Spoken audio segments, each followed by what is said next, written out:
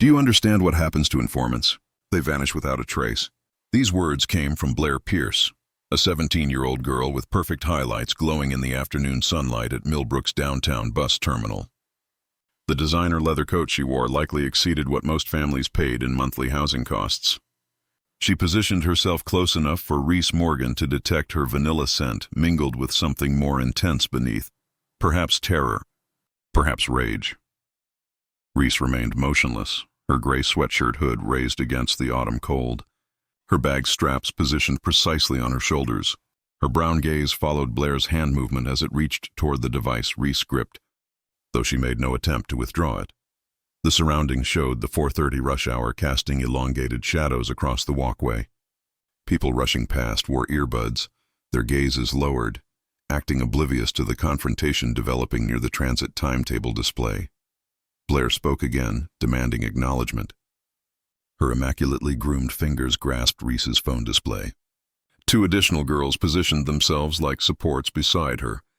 Brooke Santos, with her tall and athletic build, obstructed the closest escape route with her physical presence. Rachel Webb positioned herself somewhat behind them, her device already elevated and capturing footage. Constantly capturing footage. Reese's hold on her device strengthened, yet her response emerged controlled, nearly disinterested. She reminded Blair that 14 days prior, she'd stated she had nothing to communicate to her. Something crossed Blair's expression, not exactly fury, but rather acknowledgement that events weren't proceeding as anticipated. Typically, when Blair Pierce materialized with her companions, individuals yielded, erased whatever deletion she demanded, and apologized for their mere presence. Reese Morgan, the student on financial aid from Millbrook's disadvantaged neighborhood, should have been the simplest target imaginable. Instead, Reese's available hand drifted toward her bag strap, her fingers touching something compact and circular attached there. A body-mounted camera, small and cylindrical, the type joggers utilized for protection. Blair had observed it previously and dismissed it as some inexpensive decoration. Now she observed Reese's careful adjustment with suspicious attention. Blair declared that small device wouldn't provide salvation. She pulled more forcefully on the phone. Reese released it. The device struck the pavement between them, display facing downward. Reese didn't stoop to collect it. Her attention surveyed the transit stop instead, recording details with trained precision. 3 surveillance devices mounted on illumination poles, their optics covering intersecting observation zones. The financial institution across the road with its exterior cash machine camera aimed straight at this junction. The cafe window where a server stopped mid-cleaning to observe. Observers throughout, for those who understood where to look. Reese spoke softly, suggesting Blair should have considered her actions more carefully. Blair's laughter emerged sharp and fragile. She declared that pressing send would alter everything. She extracted her own device, her finger suspended over a display Reese couldn't view. Blair listed Reese's home location, her mother's employment timetable, every path she traveled homeward. Her 52,000 subscribers proved highly inventive when properly inspired. The statement lingered in the fall atmosphere between them. Blair's confidence wavered. Behind her, Rachel transferred weight between feet, displaying discomfort. Even Brooke appeared doubtful, glancing backward toward the parking area where they'd abandoned Blair's vehicle. To witness how the vulnerable gain strength, select that approval icon and follow this channel, because subsequent events will transform your entire understanding of fairness. The transit stop confrontation wasn't coincidental. Nothing regarding Reese Morgan was coincidental, though most individuals at Ashford Prep Academy had mistakenly assumed differently. She'd arrived mid-September, a scholarship recipient who maintained low visibility and remained quiet.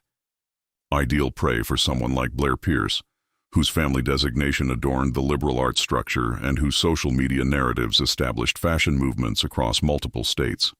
However, 14 days earlier, Reese had occupied an unfortunate location at a fortunate moment. The parking area behind Ashford Prep had been vacant that Tuesday evening, aside from Reese's elderly Toyota, positioned beneath a malfunctioning street illumination while she awaited her mother's shift completion. Detective Sarah Morgan frequently worked late hours, and Reese had mastered productive utilization of unoccupied time periods. Academic materials spread across the front passenger area, audio devices playing orchestral compositions to eliminate distant traffic sounds. The sound of shattering glass destroyed her focus. Through the windscreen, Reese observed Blair Pierce attacking a bright red Mercedes 2 rows distant with a tire removal tool. The destruction was systematic, nearly choreographed. Driver's entrance window initially, followed by the passenger entrance. Each blow precise enough to fracture without activating the security system. Blair's features were illuminated by her device's illumination propped against the Mercedes's front section, capturing the entire incident.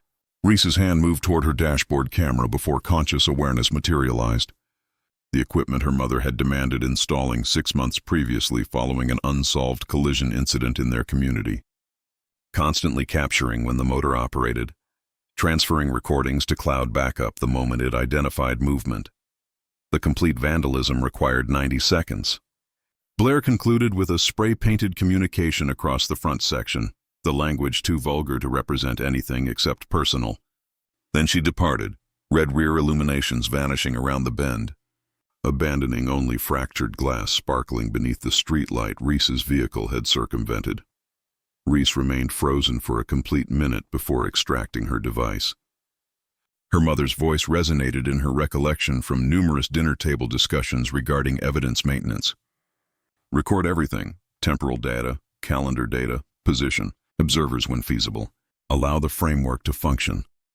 She'd transmitted the dashboard camera recording to her individual cloud storage, then remained with her finger suspended over the device's dialing display. Contacting authorities meant documentation, inquiries, potential revenge. However, the Mercedes belonged to Emma Zhao, another junior at Ashford, whose sole transgression was defeating Blair for dance committee leadership the previous spring. Abandoning Emma to manage the consequences alone felt like participation. Therefore, Reese initiated the contact, anonymous information to campus security. Recording transmitted from a temporary email identity. She'd believed that would conclude matters. She'd been incorrect. Blair maintained connections throughout Ashford Prep. Within 48 hours, security recording from the parking area had mysteriously degraded. The administration initiated a superficial inquiry that produced no results.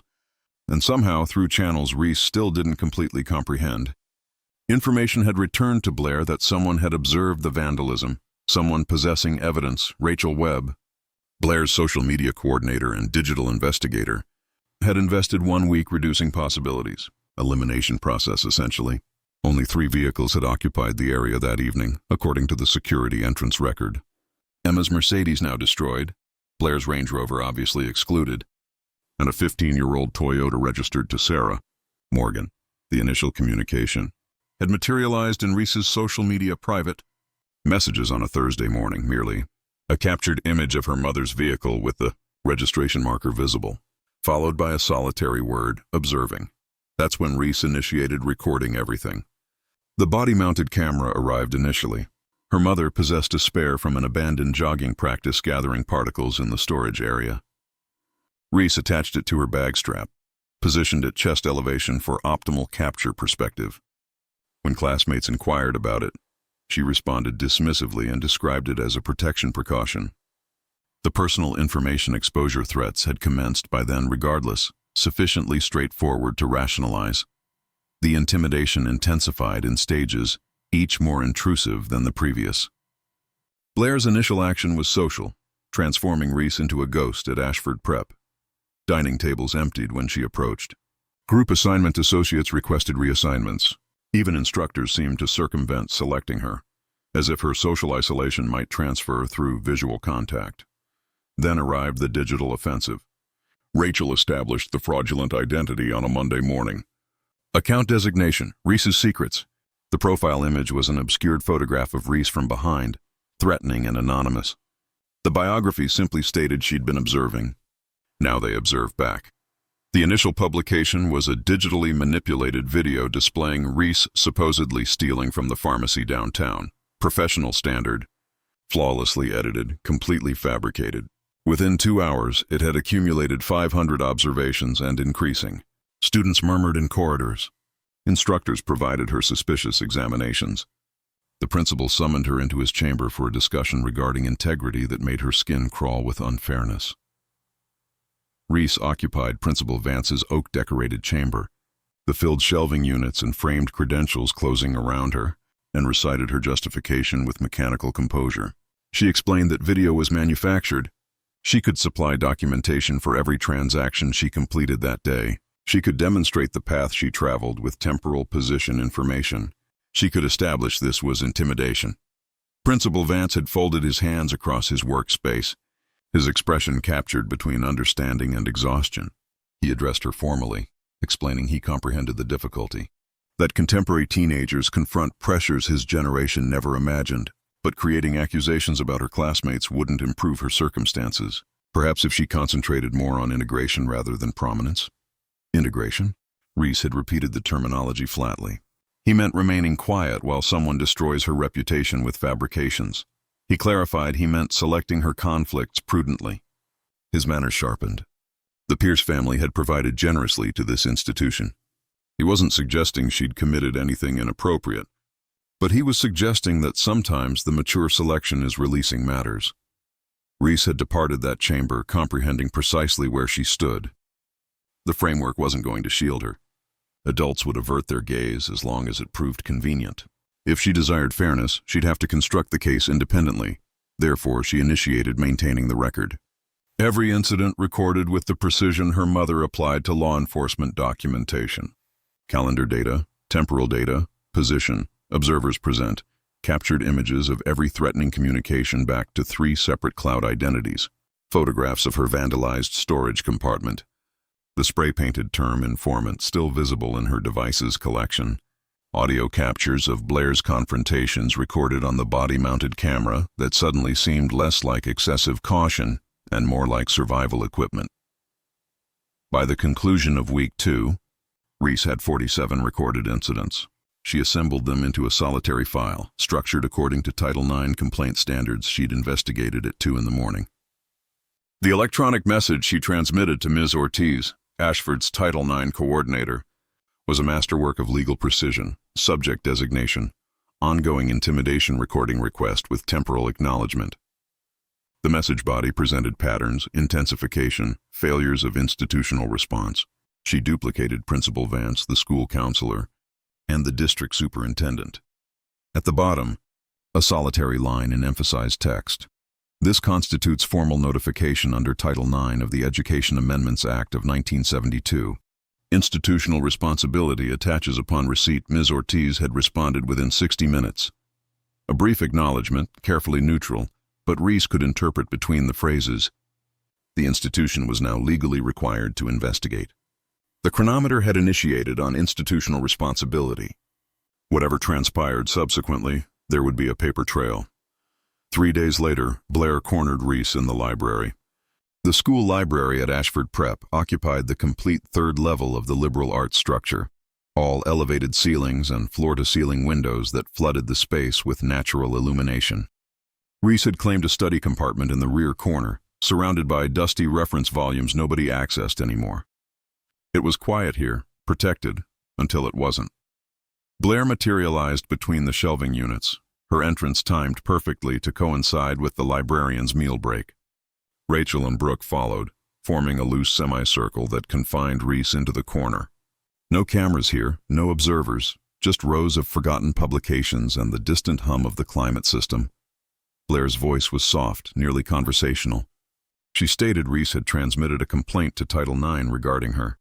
Reese maintained her gaze on her mathematics textbook, writing instrument moving steadily across the page. She replied she had recorded intimidation, multiple incidents, all confirmable. Blair declared Reese believed herself clever, leaning against the compartment with casual menace in designer denim and a cashmere sweater that likely cost 4 figures, utilizing legal terminology as if she comprehended their significance. But here's the reality regarding the framework. It shields individuals like her, not individuals like Reese. Reese set down her writing instrument, finally meeting Blair's gaze. She asked if Blair meant individuals who observed her executing vandalism and possessed the audacity not to avert their gaze. Blair clarified she meant individuals who don't comprehend their position. Her smile was all edges. Reese could have eliminated that recording, proceeded with her unfortunate little scholarship existence. Instead, she selected to make this personal. Reese closed her textbook with deliberate composure. Her hand moved to her bag, fingers touching the body-mounted camera attached to the strap. The motion was subtle enough to appear unconscious, but Blair's gaze tracked it regardless.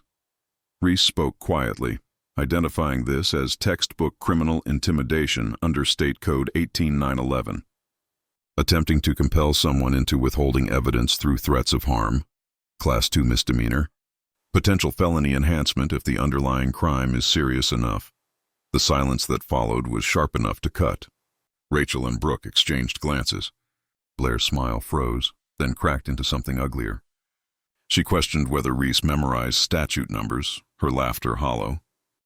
Reese explained her mother's occupation involved considerable dinner table discussion. She stood, positioning her bag over her shoulder, the body-mounted camera now visible at chest elevation, its lens catching illumination. She reminded Blair of her statement about accidents happening to informants. She just wanted Blair to know precisely what statute she's violating when they happen. She'd departed then, heart racing, legs steady through sheer force of determination. Behind her, Blair's voice carried through the shelving units, declaring this wasn't concluded. Reese had known it wasn't. The intensification pattern was clear now. Blair was desperate, and desperate individuals make mistakes. All Reese had to do was continue recording, continue surviving, and wait for the inevitable moment when Blair's need for control overrode her self-preservation. Instinct. That moment arrived 5 days later in the form of a text communication at 11:30 in the evening on a Friday night. Tomorrow she's publishing Reese's mother's employment timetable and her home location. Let's witness how protected Reese feels when her subscribers know where she sleeps. Reese had stared at the communication for a considerable duration, her bedroom dark except for the device's glow. This crossed a boundary. This was beyond social intimidation into genuine threat territory. Her mother worked nights, sometimes abandoning Reese alone in their residence. Publishing that information to 50,000 strangers wasn't just cruel, it was dangerous. She'd taken a captured image, added it to the record. Then she'd done something that felt either brilliant or reckless, depending on perspective. She'd replied, "Do it. I've already filed a law enforcement report for cyberstalking. Publication of personal information with intent to cause distress or harm. It's all in the file, it was a bluff." She hadn't filed a formal law enforcement report yet, just compiled the evidence. But Blair didn't know that. All Blair knew was that Reese kept mentioning laws and procedures with the confidence of someone who understood precisely how the framework worked. The gamble paid off. Blair didn't publish the home location, but she also didn't retreat. Instead, she decided to manage the problem the traditional way, publicly, physically. A demonstration of power that would remind everyone at Ashford Prep precisely who was in charge, which brought Reese full circle to this moment. 4:30 in the afternoon on a Wednesday. Downtown Millbrook transit stop. 3 against 1. Observers throughout if you knew where to look. Blair's hand shot out, pushing Reese's shoulder forcefully enough to make her stumble. The bag slipped and Reese caught it before it struck the ground, protecting the equipment inside. Around them, commuters were beginning to notice. Devices came out, but nobody intervened. The bystander effect in real time. Blair hissed, questioning whether Reese believed herself intelligent, whether her little complaints and her cameras made her untouchable. But she was done playing by rules. Brooke moved then, circling behind Reese. Strong hands gripped Reese's arms, pinning them to her sides. The hold was firm enough to restrict movement, but not tight enough to leave bruising. These girls had done this before. They knew how to hurt without leaving evidence, or so they believed. Reese didn't struggle. Fighting back would only give them justification. Instead, she went still, every muscle relaxed except for her core, maintaining balance. Her gaze tracked the 3 surveillance devices, calculating perspectives. The body-mounted camera on her chest was still capturing. The college students at the cafe had their devices out now, filming. Mr. Park, the elderly man on the bench with the newspaper, had set it down and was observing intently. Everything was being recorded. Precisely as planned, Blair declared this was the final opportunity. Delete the dashboard camera recording, all duplicates. Swear she won't testify if the institution asks. Admit she fabricated everything. Reese met her gaze and spoke a single word. No. The word lingered in the atmosphere between them. Simple, final, unbreakable. Blair's features twisted with rage. She grabbed Reese's hair, yanking her head down. Reese's vision tilted, glimpsing asphalt rushing up. Then came the moment that would change everything. Blair's knee drove upward with the force of genuine fury behind it. The impact caught Reese square in the face, a burst of pain that eliminated thought. She heard the crack more than felt it initially, the sound of cartilage yielding. Then sensation crashed back in, bright and overwhelming. Blood exploded from her nose, hot and immediate, soaking through her shirt and spreading crimson. Brooks' hands released her and Reese dropped to the pavement. Her head bounced once against the ground, vision swimming. Around her, voices erupted in shock and horror, but they seemed to come from very far away. Reese lay still, tasting copper. Her fractured device was somewhere to her left, display shattered. The bag had fallen from her shoulder, body-mounted camera torn free by Brooks' panicked retreat. She observed through blurring vision as Blair picked up the camera, held it elevated like a trophy. She declared no evidence meant no case, breathless and triumphant. She raised her foot, preparing to stomp the equipment into pieces. What would you do if someone just destroyed your only proof? Drop a comment below because what Reese does next will shock you. Reese's lips moved, forming words that came out wet and slurred. Check your watch. Blair froze, foot suspended. She questioned what? Reese coughed, more blood spattering the pavement. She repeated, your watch. Check it. Blair glanced down automatically at the Cartier on her wrist.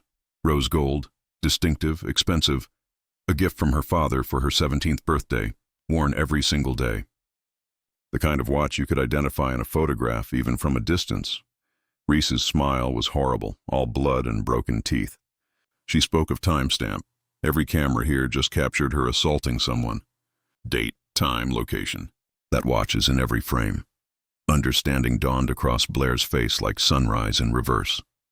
Her gaze went to the surveillance devices, then to the device still held by horrified commuters, then to the financial institution's cash machine camera aimed straight at them. Her designer watch, the one thing she never removed, had just marked her presence in multiple captures with the precision of a fingerprint. Blair started to say something, but distant sirens cut her off. Mr. Park had contacted emergency services the moment Blair grabbed Reese's hair. He'd witnessed enough street violence in his 70 years to recognize when someone was about to get hurt. And he dialed emergency services with steady hands while everyone else fumbled with their device cameras. Blair dropped the body-mounted camera as if it burned her.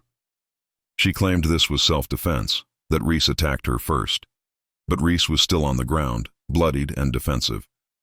Blair stood over her, unmarked except for flushed cheeks and quickened breathing. The optics were damning.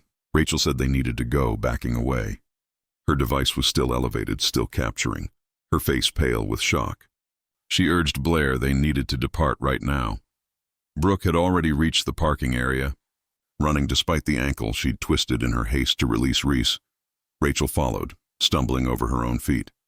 Blair stood frozen for one more second, looking down at Reese like she couldn't quite believe what had just transpired.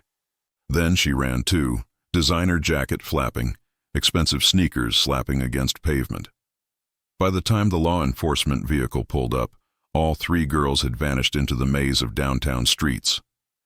Officer Rivera stepped out of her patrol vehicle, took one look at Reese's broken face, and immediately contacted medical services. She crouched beside Reese, her hand gentle on her shoulder, instructing her not to move. Paramedics were 2 minutes out. She asked if Reese could tell her name. Reese Morgan. The words came out mushy through split lips and swelling. She added that her mother is Detective Sarah Morgan, badge number 4721. She wanted to press charges. Officer Rivera's gaze widened fractionally. Every law enforcement officer in Millbrook knew Detective Morgan, 20-year veteran, decorated, tough as nails. And someone had just assaulted her daughter in broad daylight. Officer Rivera asked who did this, pulling out her notebook. Reese's hand moved to her bag, fingers closing around something inside. She pulled out a printed document, pages protected in a plastic folder, the harassment record. 47 incidents, all recorded, all time-stamped. The entire case already assembled and ready for prosecution. She spoke clearly, Blair Pierce. And she had evidence. The ambulance arrived, its siren joining the chaos of downtown traffic. Paramedics loaded Reese onto a stretcher, their hands efficient and gentle. Officer Rivera walked alongside, still taking notes. Around them, observers clustered, giving statements, offering their device recording as evidence. Mr. Park approached with the body-mounted camera Blair had dropped, explaining she tried to destroy this and suggesting they might want to preserve it. The officer bagged it carefully, evidence tag already prepared. Behind her, more patrol vehicles arrived. Someone had contacted this in as an assault in progress, and Millbrook law enforcement was responding with the kind of attention they gave attacks on officers' families. As the ambulance doors closed, Reese caught one last glimpse of the transit stop, the blood on the pavement, the scattered devices of observers, the surveillance devices that had captured everything. The trap had worked perfectly. Blair Pierce had invested 2 weeks attempting to silence Reese through intimidation and harassment. She'd intensified at every opportunity, pushing harder each time Reese refused to retreat. And now, in front of dozens of observers and multiple cameras, she'd executed felony assault on the daughter of a decorated detective. The powerless had just become very, very powerful, and Part 2 would demonstrate precisely what transpired when the legal framework stopped being a shield and became a weapon. The emergency room at Millbrook General smelled like antiseptic and aged coffee. Fluorescent illumination hummed overhead, casting everything in harsh white that made the blood on Reese's shirt look almost black. She sat on a gurney in curtained Bay 7. Paramedics having stabilized her nose with gauze packing that made breathing through her mouth necessary and painful. Officer Rivera stood nearby, still taking notes. Around them, the organized chaos of a Wednesday evening shift played out. Nurses called orders across the room. Monitors beeped rhythmically, somewhere down the corridor. A child cried. Detective Sarah Morgan arrived like a force of nature. She pushed through the curtain, still in her work clothes, badge attached to her belt and face carved from stone.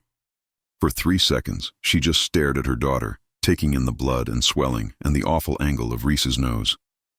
Then she crossed the space between them and pulled Reese into an embrace, careful enough not to jar injured tissue.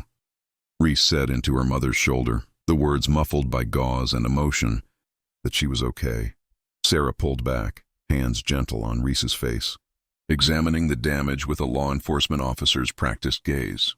She stated her daughter wasn't okay, but she would be.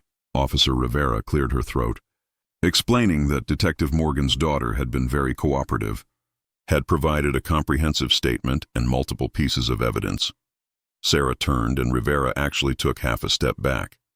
Detective Morgan's reputation in Millbrook law enforcement was legendary, 2 decades of incarcerating, everyone from petty thieves to organized crime figures with a conviction rate that made prosecutors love her and defense attorneys dread her. And someone had just attacked her child. Sarah requested calmly to be walked through it. Rivera did. The assault at the transit stop, the multiple observers, the surveillance recording from 3 city devices plus the financial institution's cash machine, the body-mounted camera that had survived Blair's attempt to destroy it, the printed harassment record Reese had been carrying. Most importantly, the identities of all 3 attackers and their current location status, which was unknown.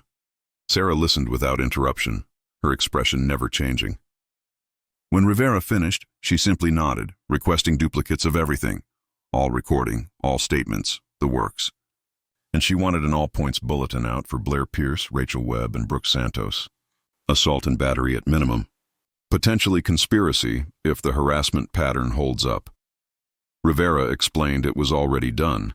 The captain authorized it the moment he heard her daughter was involved. A doctor arrived then, young and efficient. She examined Reese's nose with gentle fingers, ordered x-rays, explained the reset procedure with clinical detachment. The cartilage was broken cleanly, painful but straightforward to fix. No permanent damage if treated properly. While they waited for the x-ray technician, Sarah sat beside Reese's gurney, holding her hand. The gesture was so unlike her mother's usual stoic professionalism that Reese felt tears prick her eyes for the first time since the attack. Sarah said quietly that Reese knew this was coming. It wasn't a question. Reese nodded, explaining she had to let it happen. They needed to make the first physical move. Self-defense doesn't work as a legal strategy if you're the aggressor. Sarah's voice was absolutely flat. So you let her knee you in the face. Reese explained she positioned herself at a transit stop with maximum surveillance coverage, peak observer traffic, and contacted her mother an hour before to let her know where she'd be, just in case. She didn't let Blair do anything. She just didn't stop her from making the biggest mistake of her life. Sarah was quiet for a long moment. Then she squeezed Reese's hand, saying she was either brilliant or reckless. Reese asked if she couldn't be both. Sarah replied, "That's what scares her." The x-rays came back. The doctor reset Reese's nose with quick, practiced efficiency that hurt worse than the original injury. Local anesthetic helped, but not enough. Reese gripped the gurney rails and breathed through her mouth and thought about Blair's face when she realized what she'd done. The memory made the pain almost worth it. By the time they left the hospital, it was past 7 in the evening. The October evening had turned cold, streetlights flickering on across downtown Millbrook. Sarah drove in silence, but Reese could see the tension in her mother's shoulders. The white-knuckle grip on the steering wheel. Reese said carefully that her mother couldn't be the one to arrest Blair. Sarah acknowledged she knew. The defense would claim bias, would say she manipulated evidence because it was personal. Reese stated Sarah had to let Rivera handle it. Let the framework work. Sarah pulled into their apartment complex, parked, and turned off the engine. In the sudden silence, she finally looked at Reese, observing she sounded like her. "When did that happen?" Reese tried to smile, but the swelling made it look grotesque. 17 years of dinner-table discussions about procedure and evidence chains. She told her mother she taught her how to win this fight. Now she had to trust that she learned. Inside their apartment, Sarah made tea while Reese changed into clean clothes. The blood-stained sweatshirt went into a plastic evidence bag. Chain of custody mattered even for victims' clothing. Reese sat at the kitchen table, hands wrapped around the warm mug, and observed her mother pace. The contact came at 8:15 in the evening. Officer Rivera's voice crackled through Sarah's device on speaker. They had all three in custody. Blair Pierce was home when units arrived. Parents or lawyers refused to let her speak without representation. The other two they picked up separately. Both are talking. Sarah's expression sharpened. Talking about what? Rivera explained everything. Rachel Webb is giving them a full statement about the harassment campaign, says she created the fake social media identities under Blair's direction. She's got captured images, communication records, planning documents. Brooke Santos confirmed the physical assault, says Blair planned it after the Title IX complaint came through. They're both willing to testify in exchange for reduced charges. Reese felt something cold settle in her stomach. Not satisfaction exactly. More like the recognition that dominoes were falling precisely as predicted and there was no stopping the cascade now. Sarah thanked Rivera and ended the contact. Then she sat down across from Reese, studying her daughter's face, asking how she felt. Reese set down the tea and said tired and kind of sad. Sarah questioned, sad? Reese explained Blair could have just left her alone. She could have taken the Title IX investigation, dealt with whatever consequences came, and moved on. Instead, she intensified until the only option left was criminal prosecution. She touched her swollen nose gingerly, stating Blair destroyed her own life. That's not on Reese, Sarah agreed she knew, but it's still sad. The preliminary hearing occurred Friday morning in Millbrook District Court. Reese sat in the gallery beside her mother, observing Blair Pierce stand before Judge Harrison. The courtroom was aged wood and newer fluorescent illumination. American flag hanging behind the bench, the whole machinery of fairness grinding forward with procedural efficiency. Blair looked smaller somehow without her designer wardrobe and perfect hair, orange jumpsuit, wrists secured in front, gaze red from crying. Her parents sat in the front row, both expensive suits and grim expressions. The lawyer they'd hired was known for getting affluent kids out of trouble. Today he looked like he knew he was fighting uphill. The prosecutor, a sharp woman named Chen, laid out the charges with devastating precision. Assault and battery, criminal harassment, conspiracy to execute cyberstalking, destruction of evidence, though the body-mounted camera had survived. Each charge came with statutory references and evidence summaries, the harassment record Reese had compiled, the observer statements, the surveillance recording showing Blair's knee driving into Reese's face with unmistakable intent. Judge Harrison reviewed the evidence packet, her face unreadable. Blair's lawyer argued for bail, low flight risk, strong community ties, no prior record. The prosecutor countered with the severity of injuries and the calculated nature of the harassment campaign. This wasn't a momentary lapse in judgment. It was weeks of escalating threats culminating in public violence. The judge made her ruling. Bail set at $50,000. Ankle monitor required. No contact order prohibiting any communication with Reese Morgan or observers. Court date set for preliminary examination in 2 weeks. Blair's father posted bail that afternoon. By evening, she was home under house arrest, the ankle monitor blinking on her leg like an electronic scarlet letter. The social media response was immediate and brutal. Someone had uploaded the transit stop recording to Twitter within hours of the arrest. Surveillance camera perspective clear enough to show everything. Blair's face, the assault, Reese on the ground bleeding. The timestamp proving it was recent and real. The video went viral overnight. 50,000 observations became 500,000, became 2 million. Blair's carefully curated social media presence, her 52,000 subscribers who had trusted her feminist advocacy and anti-bullying stance, turned on her with the fury of the betrayed. Reese observed the subscriber count drop in real time. 52,000, 43,000, 27,000. Brand partnerships announced they were severing ties. Stanford University, where Blair had applied early decision, issued a statement that applications were evaluated holistically and criminal charges would be considered in admissions decisions. By Monday morning, Blair had 11,000 subscribers left.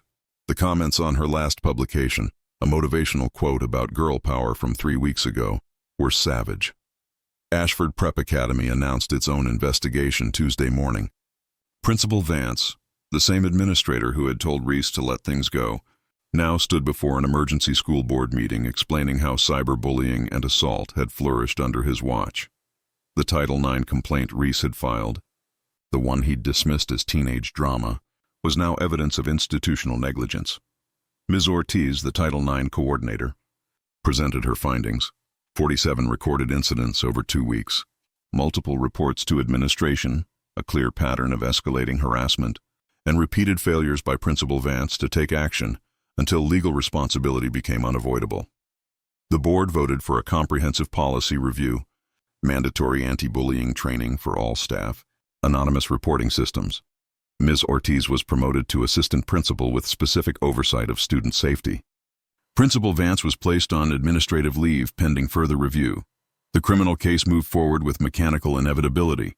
Rachel and Brooke, having given full statements, were offered plea deals, accessory charges, mandatory counseling, probation. They took the deals gratefully, their testimony solidifying the case against Blair. Blair's lawyer tried everything. Motion to suppress the surveillance recording, denied. Motion to exclude the harassment record, denied. Character observers testifying to Blair's good works, undermined by the video evidence that showed precisely who she was when consequences seemed distant. 2 months after the transit stop assault, Blair Pierce accepted a plea deal, 1-year probation, 200 hours community service, mandatory anger management counseling, restitution for Reese's medical bills, and a public apology video to be published on Blair's own social media identities and left up permanently. The video went up on a gray February morning. Blair sat in her bedroom, face bare of makeup, gaze hollow. She read from a prepared statement about accountability and acknowledging harm. The words were legally vetted and emotionally empty. Comments were disabled, but shares weren't. Within hours, it had been downloaded and re-uploaded to dozens of reaction channels and commentary videos. Blair Pierce, influencer, had become Blair Pierce, cautionary tale. Reese returned to Ashford Prep Academy 3 weeks after the assault. Her nose had healed with only a slight bump, easily covered by makeup when she bothered. The real changes were harder to see. Students who had previously avoided her now nodded in corridors. A few approached with careful apologies for their silence. Others kept their distance, but the mockery was gone, replaced by something like respect, or maybe just weariness. Reese had proven she couldn't be pushed around, and nobody wanted to test whether that extended to retaliation. Ms. Ortiz called her into the new student safety office during second period. The space was bright and welcoming, posters about consent and reporting procedures covering the walls, a far cry from Principal Vance's intimidating oak panels. Ms. Ortiz asked how she was adjusting, genuine concern in her voice. Reese settled into the offered chair, responding, "Fine." Weird, but fine. Ms. Ortiz folded her hands on her desk, explaining she wanted to thank Reese. Her documentation and courage exposed serious failures in how they handle harassment. The policy changes they're implementing will protect other students. That matters. Reese nodded slowly. She'd thought about this considerably during recovery. The personal victory felt good, but the systemic change felt important. She asked if it would be enough. Ms. Ortiz's honesty was refreshing. Probably not. There will always be individuals who abuse power, but now they have better tools to respond, and students know reporting works. That's not nothing. A letter arrived at Reese's home in early March, heavy paper, official seal. Inside was an invitation to testify before the state legislature's education committee. They were drafting new cyberbullying legislation and wanted victim perspectives on enforcement and institutional accountability. Reese held the letter, reading it 3 times. This was bigger than Ashford Prep, bigger than Blair Pierce. This was a chance to shape laws that would protect students across the entire state. But it also meant going public. State capitol. News cameras, her face and name attached to testimony that would live in government records forever. The harassment might start all over again, but worse, broader, anonymous. Reese asked her mother over dinner that night what she thought. Sarah considered the question seriously, explaining she thought Reese had already paid a high price for doing the right thing. Nobody would blame her for saying no. Reese replied, "That's not what she asked." Sarah smiled slightly, observing that she thought Reese already knew what she was going to do. She just wanted permission to be scared about it. Reese acknowledged she was scared. Sarah stated, "Good. Fear means you understand the stakes." She reached across the table, squeezing Reese's hand. "But this time she won't be alone. Whatever she decides, Sarah is with her."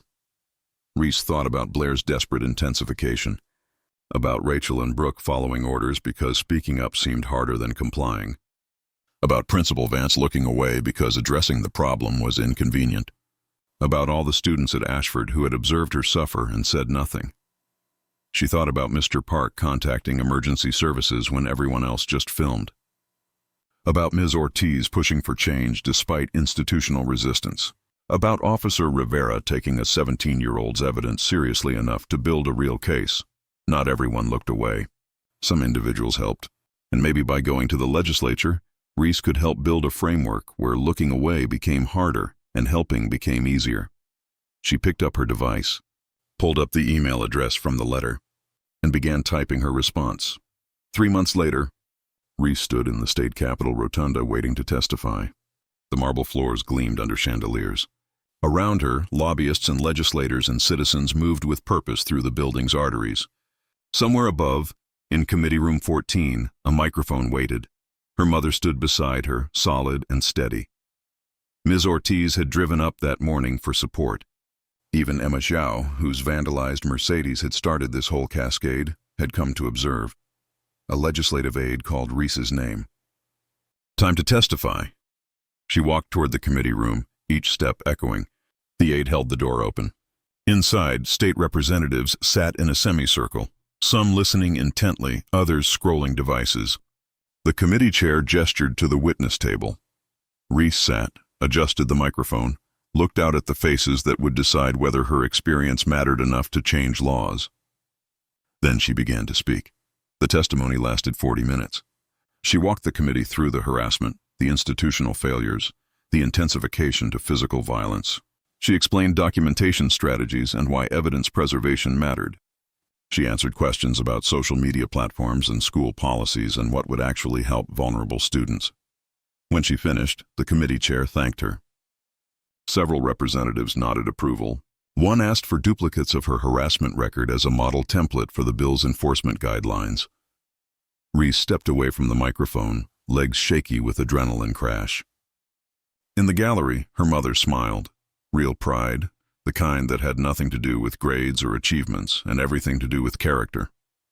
Outside the Capitol, news crews waited. Reese gave 3 interviews, keeping her answers focused and professional. By evening, her testimony was trending on social media, not viral like Blair's assault video, but steady individuals sharing her story with comments about their own harassment experiences, about institutions that failed them, about fighting back when silence seemed easier. Her device buzzed. A message request from a username she didn't recognize. Phoenix Rising 2025. Reese stared at the notification, finger hovering between accept and decline. The username could be anyone, a supporter, a journalist, Blair trying to circumvent the no-contact order, another bully looking for a new target, but it could also be someone who needed to know that speaking up was possible. That documentation worked, that the framework could be made to care if you understood how to force it. She thought about who she'd been 4 months ago. Quiet, careful, trying to disappear, and who she was now, visible, vocal, unafraid to take up space because she'd learned the most dangerous thing wasn't being seen. It was being silenced. Reese accepted the message request. Whatever came next, she'd face it the same way she'd faced everything else, with evidence, with procedure, with the unshakable certainty that fairness wasn't something you waited for. It was something you built case by case, documented incident by documented incident, until the weight of proof became too heavy to ignore. They had thought kneeing her in the face would silence her. Instead, it had given her a microphone. And Reese Morgan had discovered she had quite a lot to say. And that wraps up today's video. Thanks so much for spending a little time with me on Fearless Brace. Don't forget to like, subscribe, and ring the bell, because the next video is already on its way.